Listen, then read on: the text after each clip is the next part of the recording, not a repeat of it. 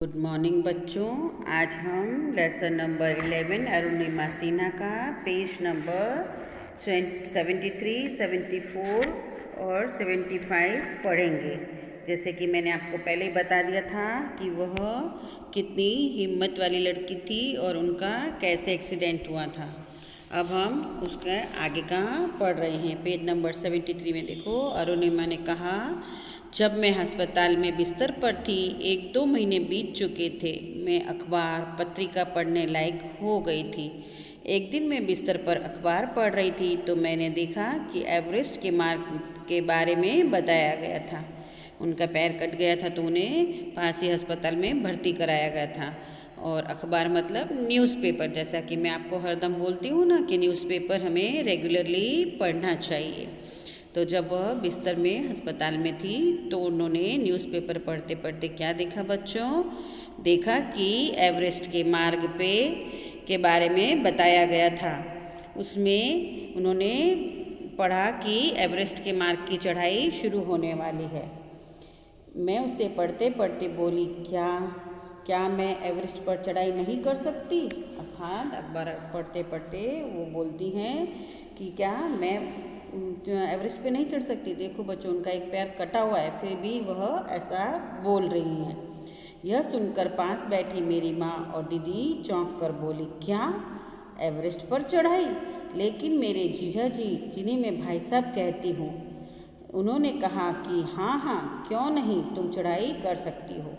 जब वह न्यूज़पेपर पढ़ते पढ़ते बोलती हैं तो क्या मैं नहीं चढ़ सकती, तो उसकी मम्मी और बहन यानी दीदी वो तो चौंक जाती है, पर उसके जीजाजी, जिन्हें वह भाई साहब बोलती थी, यानी जीजाजी यानी दीदी के हस्बैंड, वह कहते हैं हाँ तुम चढ़ सकती हो। जो तुम्हारी जिद व जुनून हो, जुनून यानी किसी काम को करने की धुन, यदि तुम उसको इस लक्ष्य प्राप्ति में लगाओगी तो तुम जरूर माउंट एवरेस्ट पर चढ़ सकती हो। ऐसा कौन बोल रहे हैं? जीजा जी बोल रहे हैं। जीजा जी कह रहे हैं कि अगर तुम्हारे मन में माउंट एवरेस्ट चढ़ने का जुनून है, तुम्हारी जिद है, तो तुम्हारा अगर ये लक्ष्य है तो तुम इस पर अवश्य चढ़ सकती हो, जरूर चढ़ सकती हो। वह जो चिंगारी थी, उस चिंगारी को आग बनाने का काम मेरे भाई साहब ने किया। अर्थात उनके अंदर एक चिंगारी फूट चुकी थी कि मुझे तो इस पर चढ़ना ही है। और उसको हेल्प करने में किसने मदद की? उनके जीजा जी ने। यदि कभी मैं अपने लक्ष्य को भूलती भी तो वे रोज आकर मुझे याद दिलाते, मुझे मेरे लक्ष्य के प्रति जागरूक करते। जागरूक यानी कि याद दिलाते बार बार और उत्साह बढ़ाते मेरे अंदर कि तुम्हें माउंट एवरेस्ट पर चढ़ना है ना। अर्थात वो मेरे लक्ष्य को भूलने नहीं दे रहे थे। अब मेरा माउंट एवरेस्ट लक्ष्य बन गया था। अखबार से मेरा जो लक्ष्य शुरू हुआ, फिर उसके बाद मैंने कभी पीछे मुड़कर नहीं देखा। अर्थात उस दिन से उनका वह लक्ष्य हो गया। उन्होंने वह निश्चित कर लिया कि मुझे अब माउंट एवरेस्ट चढ़ना ही है, और उन्होंने कभी पीछे मुड़ के नहीं देखा। यानी ये मुहावरा है बच्चों, अर्थात वह हमेशा आगे ही बढ़ती रही। कार्डोवर ने कहा, आपका आत्मविश्वास और साहस हमेशा आपके साथ रहा, तभी आपने इतनी सफलता हासिल की। अरुणिमा कहती हैं, लोगों को लगता है कि विकलांगता शारीरिक हो, लेकिन मेरा मानना है कि विकलांगता शारीरिक नहीं मानसिक होती है। अर्थात उनका कहने का मतलब है कि लोग सोचते हैं कि मेरा हाथ टूट गया तो मैं ये नहीं कर सकता, मेरा पैर टूट गया तो मैं ये नहीं कर सकता, मुझे दिखता नहीं है तो मैं ये नहीं कर सकता। अर्थात उनका कहने का है, शरीर से अगर हम विकलांग हैं तो कोई बात नहीं, अगर हमारा मनोबल, हमारा मन वह पक्का है, वह मानसिक रूप से हम पूरे परिपक्व हैं, तो हमें हमारी शारीरिक विकलांगता रोक नहीं सकती। अर्थात उनका कहने का मतलब है कि अगर मानसिक विकलांगता नहीं है, मन से पक्के हैं, तो शारीरिक विकलांगता हमें कहीं भी रोक नहीं सकती। जो इंसान मानसिक रूप से विकलांग है वह जीवन में कुछ नहीं कर सकता, लेकिन जो मानसिक रूप से शक्तिशाली है, अर्थात मन से, उसे आगे बढ़ने से कोई भी नहीं रोक सकता है। जिस लक्ष्य के पीछे संघर्ष होता है उसी की सफलता व जीत भी शानदार होती है। मैंने जितना संघर्ष किया, आज जीत व सफलता भी मुझे उतनी ही शानदार मिली है। अर्थात अरुणिमा कहती हैं कि अगर हम मन से पक्के हैं, मन से हम मजबूत हैं, मन से हम स्ट्रांग हैं, तो हमें आगे बढ़ने से कोई भी रोक नहीं सकता। हम अपने लक्ष्य के पीछे अगर संघर्ष करते हैं, मेहनत करते हैं, बहुत कोशिश करते हैं, जैसे कहते हैं ना, कोशिश करने वाले की हार नहीं होती, तो हमारी जीत भी उतनी ही बड़ी, उतनी ही शानदार होती है। सफलता हमारी उतनी ही अच्छी मिलती है जितना हम संघर्ष करते हैं। इसलिए वह कहती हैं कि मैंने जितना भी संघर्ष किया, आज जीत व सफलता भी मुझे उतनी ही शानदार मिली है। देखा ना आपने, मैंने जैसे कि आपको पहले बताया था कि केबीसी में भी कौन बनेगा करोड़पति में भी उन्हें बुलाया गया था। वहाँ पे बड़े बड़े सेलिब्रिटीज़ को ही बुलाया जाता है कि जो बहुत अच्छे समाज सेवा के काम करते हैं, देश के लिए काम करते हैं, ऐसे लोगों को ही बुलाया जाता है। तो आज अरुणिमा सीमा भी एक पैर कटने के बाद किस तरीके से संघर्ष करके आगे बढ़ी और माउंट एवरेस्ट समिट किया। उन्होंने 7 शिखर समिट किए हैं, तो वो आज एक सेलिब्रिटी बन गई, यानी वो मन से मजबूत थी। कोई आप लोग को ज़रा सी चोट लगती है तो हम हाय माँ करते, पर ऐसा नहीं है। हम अगर मजबूत हों तो हम कुछ भी काम करने में सफल हो जाते हैं, ऐसा अरुणिमा सीमा का मानना है। संघर्ष बहुत ज़रूरी है जीवन में। कार्डोवा, हमें बच्चों से कहना चाहिए कि यदि कभी आत्मविश्वास डगमगाए तो कभी घबराए नहीं। अर्थात वो कह रहे हैं कि हमें बच्चों को ये सिखाना चाहिए कि अगर हम कभी भी आत्मविश्वास मनोबल थोड़ा भी हिलता है तो हमें अपने पद से हिलना नहीं चाहिए। अरुणिमा कहती हैं बिल्कुल सही, जब आप किसी परेशानी में हो तो घबराओ मत, अर्थात कोई मुसीबत आए तो आपको घबराना नहीं चाहिए और सोचना चाहिए कि हम इससे कैसे बाहर निकल सकते हैं। यह सोच लो कि ये ज़िंदगी का उतार चढ़ाव ही है, हमें बदलाव की आदत डालकर रखनी चाहिए। जिस तरह मौसम बदलता है उसी तरह ज़िंदगी में उतार चढ़ाव आता है। एक बार दुख आएगा तो एक बार सुख भी आएगा, दोनों परिस्थितियों के लिए तैयार रहना चाहिए। हमें किसी भी क्षेत्र में एक लक्ष्य बनाना चाहिए और अपनी लगन, मेहनत तथा आत्मविश्वास से उसे हासिल करने का प्रयास करना चाहिए। अर्थात हमें अपना एक लक्ष्य निर्धारित करना चाहिए। अरुणिमा सीमा ऐसा बता रही हैं, वो अपना एक्सपीरियंस बता रही हैं कि अगर आपने एक लक्ष्य निर्धारित कर लिया तो उसे आप पाकर रह सकते हैं, चाहे आपको कितना भी संघर्ष करना पड़े।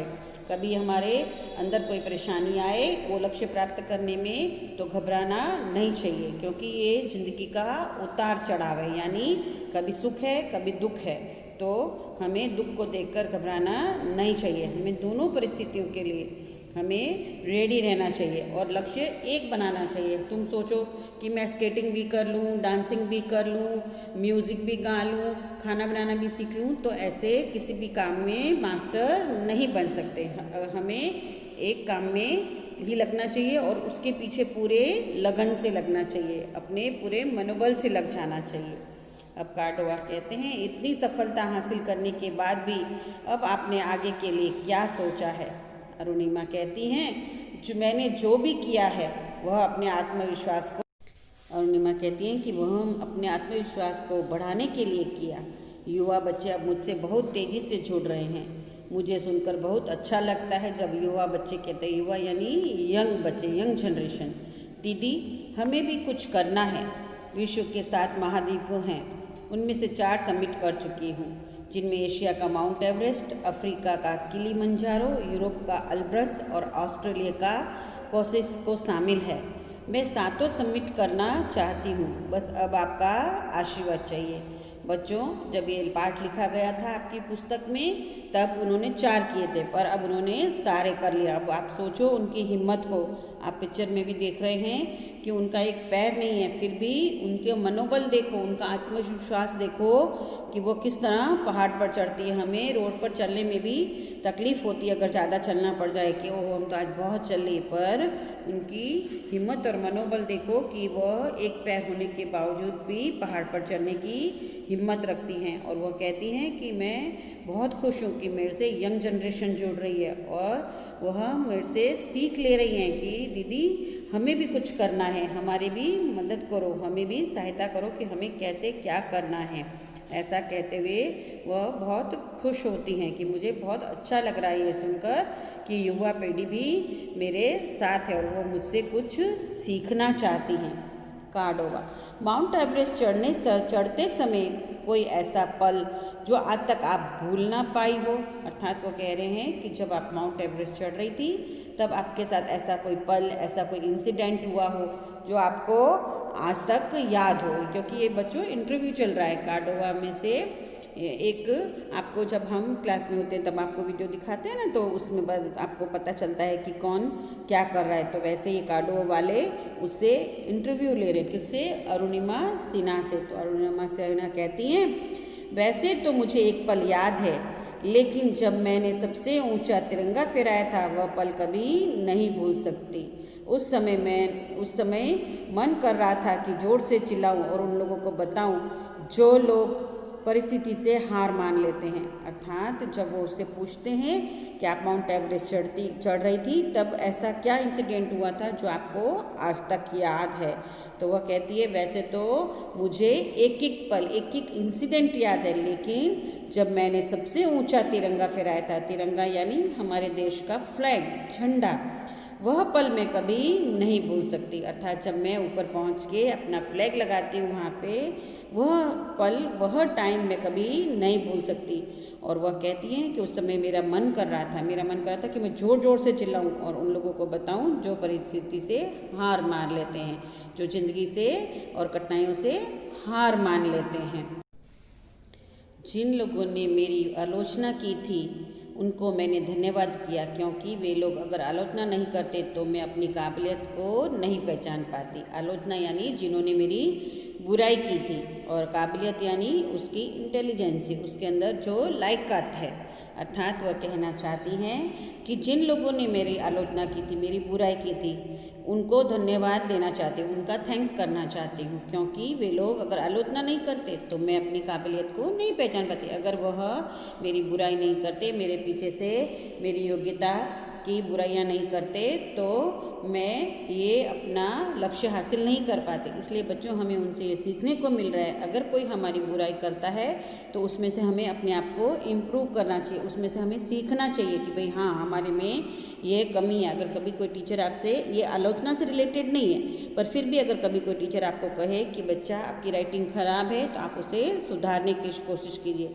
मन में ऐसे मत सोचिए कि मैं तो इतना अच्छा लिखता हूँ फिर भी टीचर मुझे डांटती रहती है। टीचर आपके लिए आपको सुधारने की कोशिश कर रही है, पर यहाँ पे आलोचना से मतलब उनकी बुराई से है कि अगर लोग उसकी आलोचना नहीं करते कि तुम्हारे बस की नहीं है, तुम नहीं कर सकती, तो अपना मनोबल वो पक्का करके आगे नहीं बढ़ सकती, अपनी काबिलियत को नहीं पहचान पाती, यानी उसके अंदर जो योग्यता है उसे वह नहीं पहचान पाती।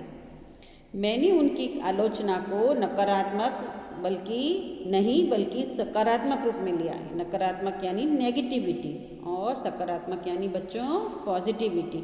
अर्थात वह कह रही हैं कि जिन्होंने मेरे लिए नेगेटिविटी बोली, मेरी काबिलियत को नहीं पहचाना, उसको मैंने पॉजिटिव रूप में लिया।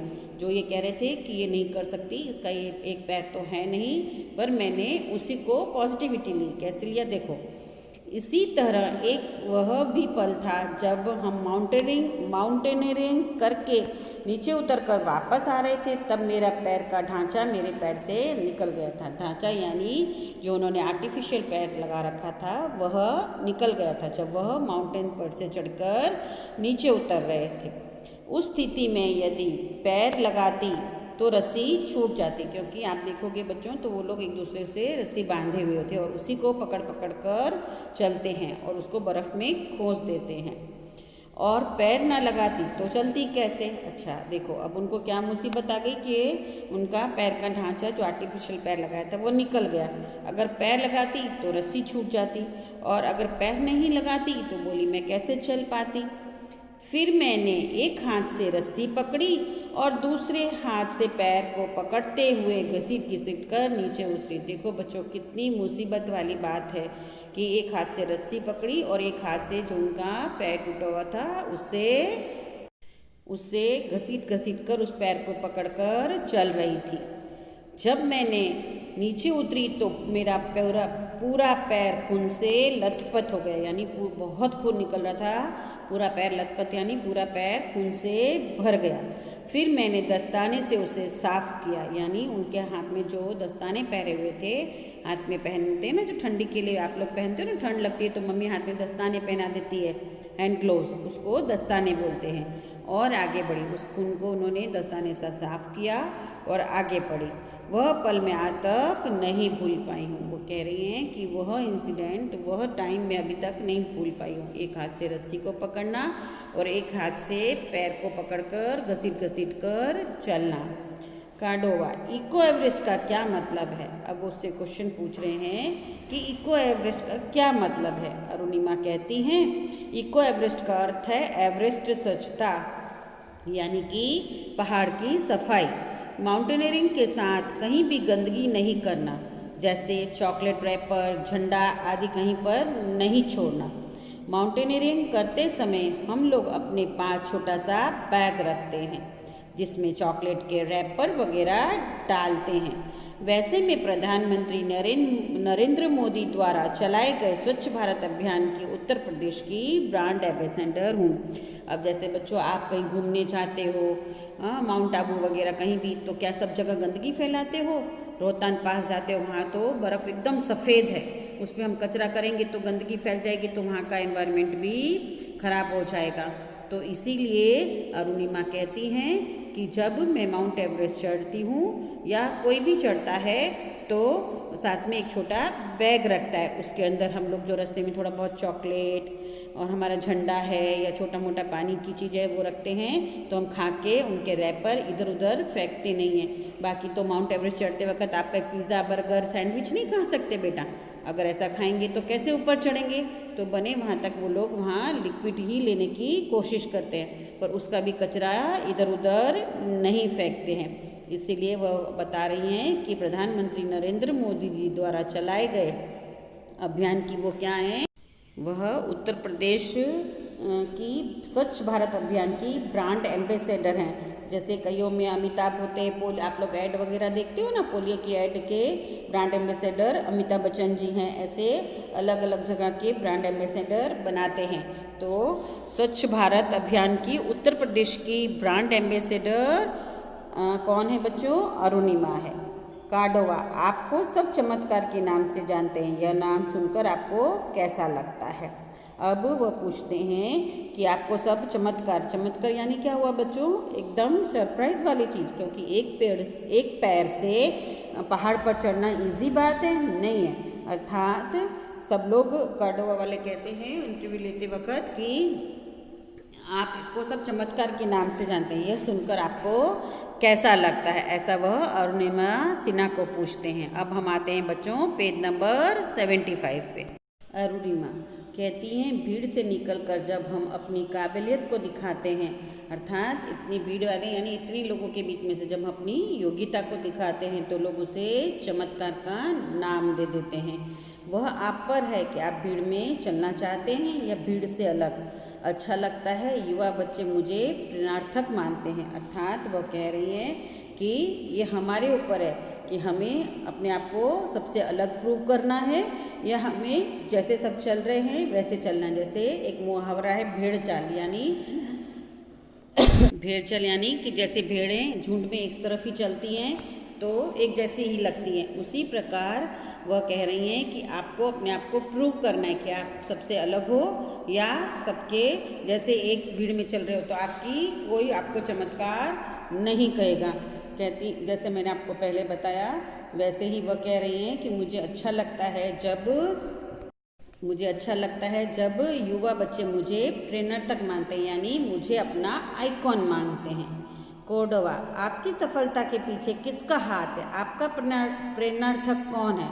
अर्थात अब वो उनको पूछ रहे हैं कि आपकी इस सफलता का रहस्य क्या है, आपके पीछे किसका प्रेरणार्थक हाथ है, आप किसको अपनी प्रेरणा यानी आइकॉन मानते हैं? तो अरुणिमा कहती हैं मेरा परिवार, मेरी स्वर्गीय माँ ज्ञानबाला, मेरी बहन लक्ष्मी सिन्हा, मेरे भाई साहब अर्थात उनके जीजाजी और मैडम बचेंद्री पाल, यही मेरा प्रेरणार्थक हैं, यही मेरी टीम थी। अर्थात वह बता रही हैं कि अब उनकी माँ नहीं रही, इसलिए बच्चों उनके आगे स्वर्गीय लग गया है। उनकी माँ का नाम ज्ञानमाला, बहन लक्ष्मी सिन्हा और उनके जीजा जी जिन्हें वो भाई साहब कहती थी, और मैडम बचेंद्री पाल का भी ऐसा ही है, वह भी बहुत गरीब घर से थी और फिर बाद में उन्होंने भी एवरेस्ट की इसी तरीके से बड़ी मुसीबतों से हासिल की थी।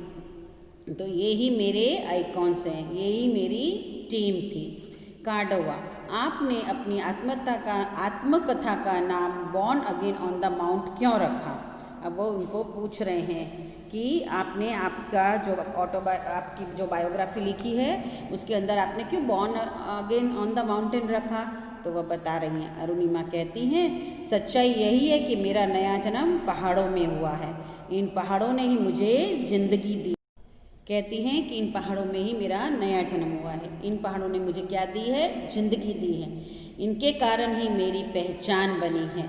इन्होंने ही मेरे आत्मविश्वास को बढ़ाया है। अर्थात वह कह रही हैं कि मेरा नया जन्म इन पहाड़ों पर ही हुआ है। इनकी वजह से मुझे नई ज़िंदगी मिली, मेरी पहचान बनी, लोगों में मैं भीड़ से अलग हुई और मेरे में आत्मविश्वास, मनोबल बढ़ाने वाले भी ये पहाड़ी हैं।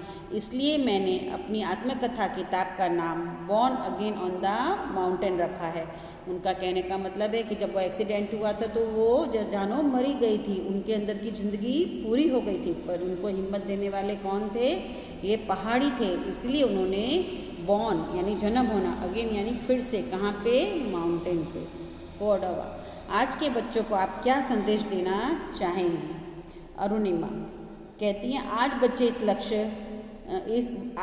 10 लक्ष्य देखते हैं और एकदम से कोई भी लक्ष्य चुनकर कह देते हैं कि हमें यह बनना है, और लक्ष्य प्राप्ति न होने पर सोचते हैं कि हम अपने लक्ष्य तक नहीं पहुंच पाए।